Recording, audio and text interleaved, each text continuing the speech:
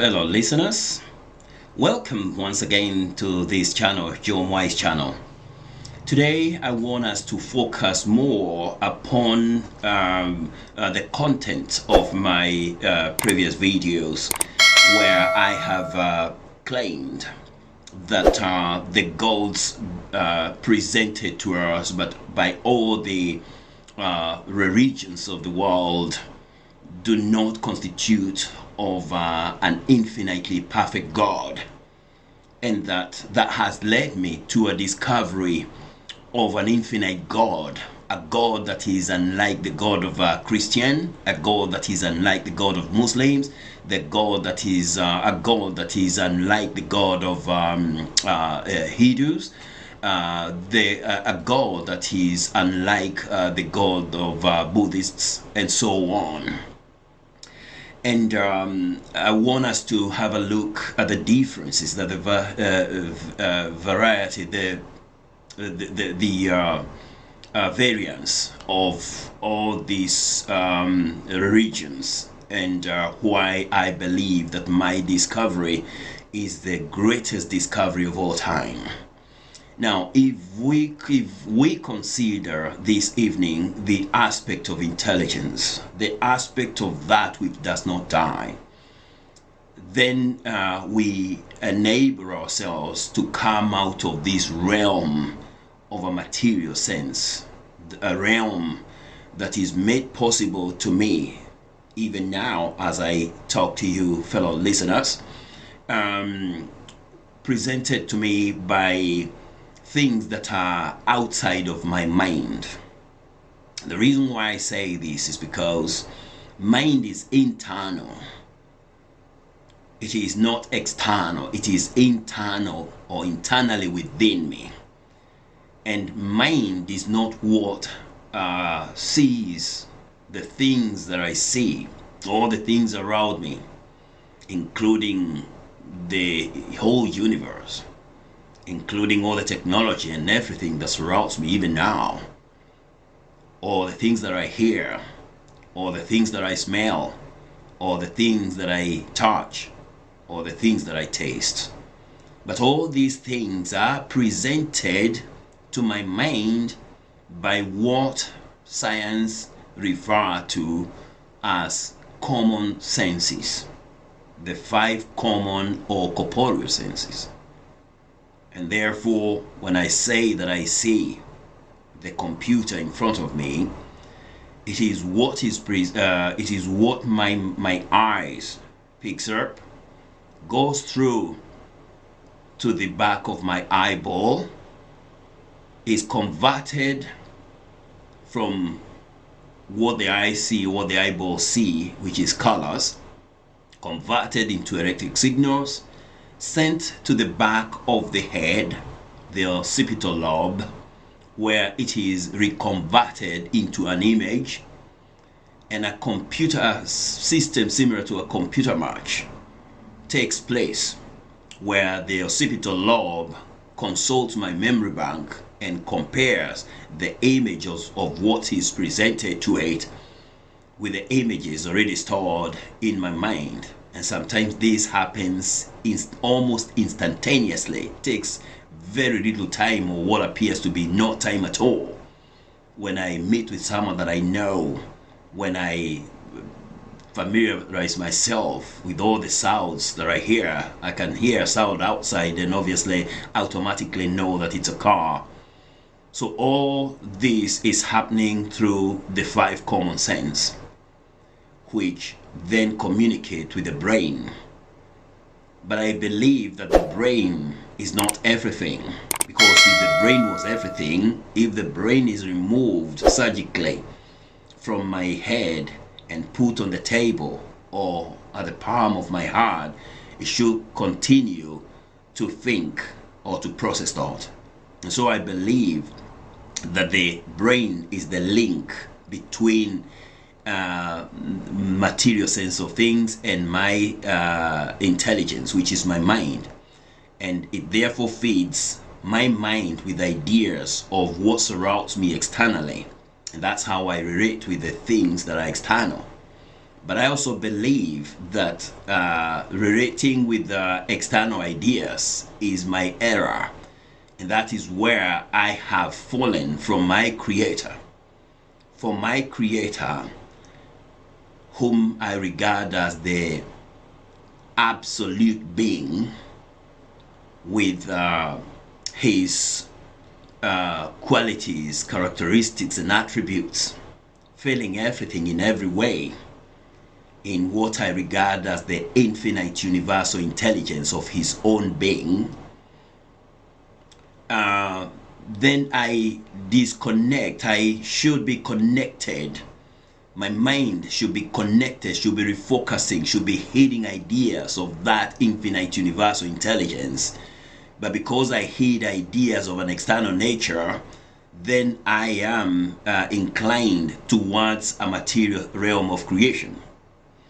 But my absolute being, which is my God, being infinite in every way, I do not believe that he can create something that is the opposite of his nature in intelligence. And therefore, even I myself, not as what I see when I stand in front of the mirror, but as the thinker behind what I see when I stand in front of the mirror, in what is commonly regarded as the inner man, my intelligence is what has been made by that absolute being. And for me to find myself in this realm of a material sense is to fall short of the glory of that absolute being. And because I also believe that being an intelligent being from the infinite universal intelligence of my absolute being, my God, then I can only have that one reality, which is what many religions regards as spirituality or the inner man. But that's my intelligence. But I believe that the realm of intelligence existence in the infinite universal intelligence of the absolute being is not a constitution of a locality, but that it is a dimension of consciousness, which is the highest dimension of consciousness, also regarded as heaven.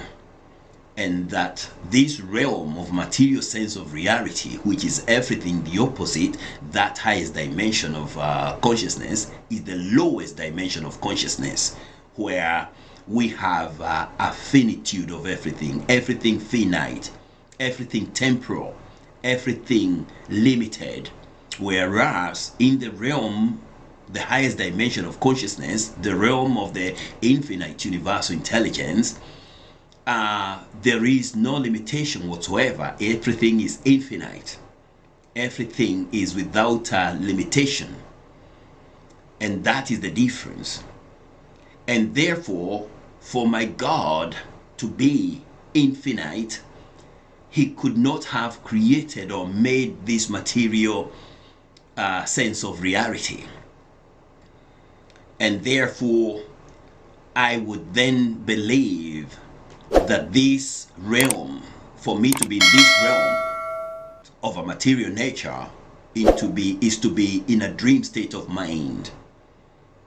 And that to go back to the highest dimension of consciousness is to awaken to who I really are, or who I really am as an intelligent being that is made in the likeness of that infinite universal intelligence of the absolute being.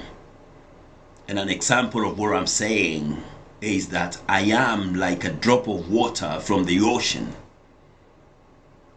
And if that drop of water from the ocean was to be checked of its contents, it would be found that it has everything in the same ratio with the infinite ocean. in its characters, qualities, and attributes, apart from its quality, its quantity. And therefore, as an individual intelligence being, I do have all the qualities or the characteristics and attributes of my maker, the absolute being, the infinite universal intelligence, apart from the degree.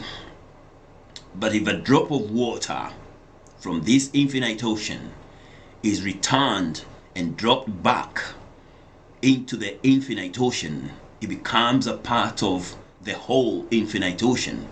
And therefore, my awakening to who I am as an intelligent being is to be reconnected with my infinite universal intelligence. But the difference between my maker, the absolute being of this infinite universal intelligence, is that his qualities, for example, his goodness is infinite. He can never be anything apart from goodness, not even for a minute moment. His love is infinite. His kindness is infinite. His gentleness is infinite. His generosity is infinite. His compassion is infinite. His humility is infinite. He humbles himself to infinitesimality, to the lowest degree that can ever happen, even lower than the Planck distance and Planck time, which is the lowest or the smallest measure of time and space. And therefore he is that humble. He cannot have any aspect of anger or wrathfulness or jealousy, all that are curtailed in his absolute quality of humility. His patience is eternal, and therefore there's not a time that he can lose his patience for me. That even though I have strayed in my mind and left my focus in the highest dimension of conscious and gone into a dream state of mind, where I then dream of this material sense of reality that is everything the opposite of his being, which in his understanding, this is sinning. But he cannot punish me for that, because his nature curtails him. He's indefinitely solidified into his qualities, his humility, his characteristics, his attributes, and therefore he cannot change to be a God who punishes, who is waiting for me to judge me one day, and if I do not meet the threshold of his laws, then I will be put in an eternal place, a place of suffering, a place where I will burn without an end, without dying. I'll be punished for eternity. Asha, my God does not do that, has no ability to do that. And because of his infinite nature, he is only conscious of himself at every point of his infinity. And that aspect of consciousness of himself is what prevents him from being conscious of anything outside his qualities. And because in his qualities there is no anger, there is no wrath, there is no jealousy, then he cannot change at any point, because of one that he has made in his likeness.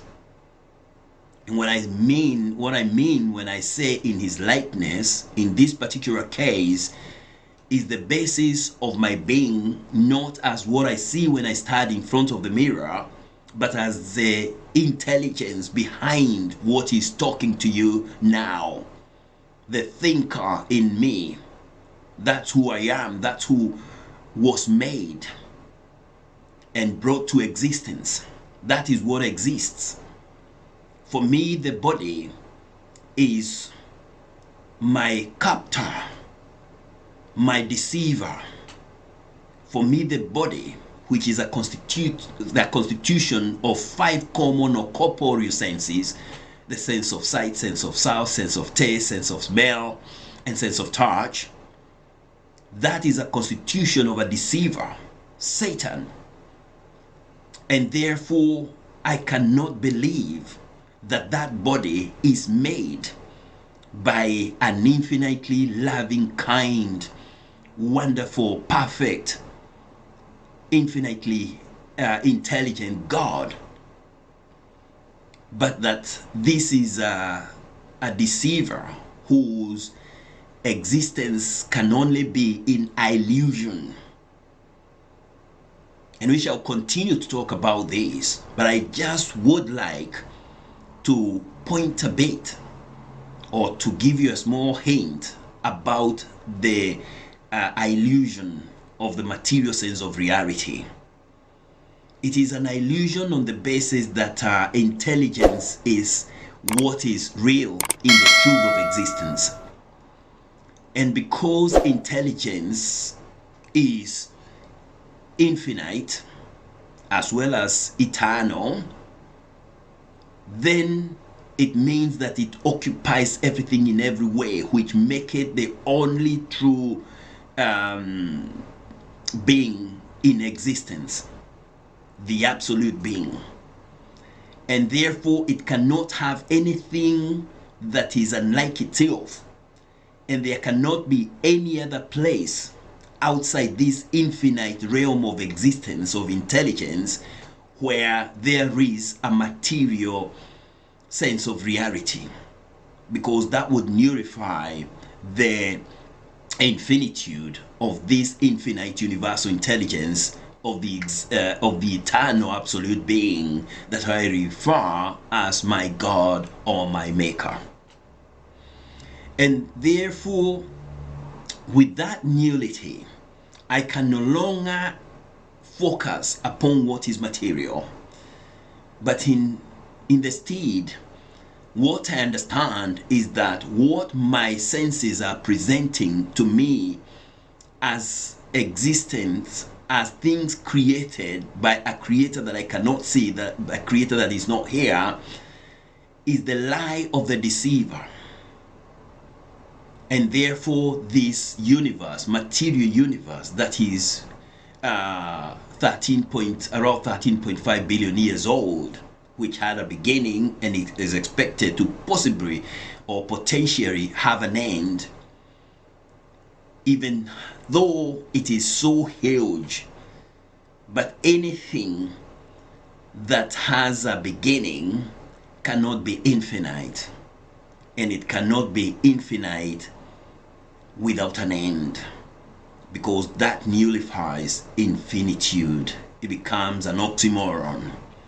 It poses challenges on the terminology, the finesse of the term that defines infinity. And therefore, I look at the aspect of a creator with the microscope of an expert, and are able to separate the wheat from the chaff, the truth from the error, from the lies. And so this is my creator, my maker, that is infinite. And I know that a lot of religions may jump into this and try to take these as their God, as qualities with their God, but a God that is said to have any other quality or characteristics where he can change his mind, where he can create man and put him outside where he dwells, even in the metaphorical Garden of Eden, where he would visit man in the cool of the day, nullifies his omnipresence, his infinitude, as well as infinitesimality. And when that is nullified, then we are left with the finite aspect of a God. And that's dangerous, because that then becomes a masquerader. And a masquerader is an imposter. And an imposter is a liar. And this is the liar who then tells you and I that I am the Lord your God. I have made you, and I have made the stars and all the things that are visible through the common sense, through the senses of sight, for example. But things that are finite. And then he tells you that he watches over you, and you are accountable to everything that you do. There's a list of things that he doesn't want you, that he wants you to abide by, called his laws. And if you fail to abide by them, you will go to hell. He will take you to hell and burn you forever. You will burn forever. For me, that's a very, very, very, very evil God who is of that nature. But a loving and eternally loving God, eternally loving God, eternally kind God, humble God, that is a true God, the real God.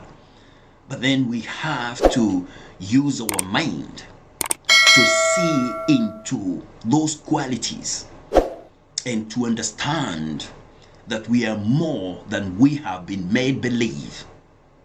I know science is looking for celestial beings out there whom they believe to be more intelligent than you and I. But when I think myself as an intelligent being, made in the likeness of the infinite universal intelligence of my absolute being, then I realize and awaken to the fact that I am a celestial being and that I am intelligent beyond measure. But then from a material perspective, I'm hindered from utilizing my intelligence. I'm even urged not to think too deeply because it might injure me.